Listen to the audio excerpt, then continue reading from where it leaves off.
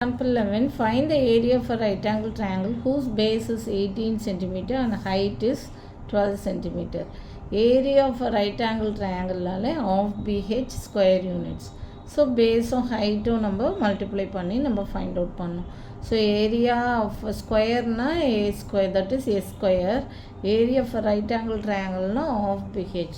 So இது எப்படி போடலாம்னா, so base கொடுத்துட்டாங்க, height கொடுத்துட்டாங்க. So area of a right angle triangle equal to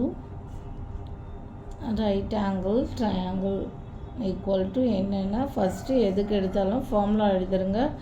of into B into H square units, okay, equal to half into 18 into 12 square units, okay. Square சென்டிமீட்டர்னு போட்டுருங்க இங்கே போடும்போது, because நம்ம values substitute பண்ணும்போது square centimetre equal to 1 2s are 2, 9 2s are 18, 12 into 9 multiply பண்ணுங்கள். 2 9s are 18, 1 9s are 9, 9 plus 1 10, so 108 square centimeter, or else you can write it as 108 centimeter square.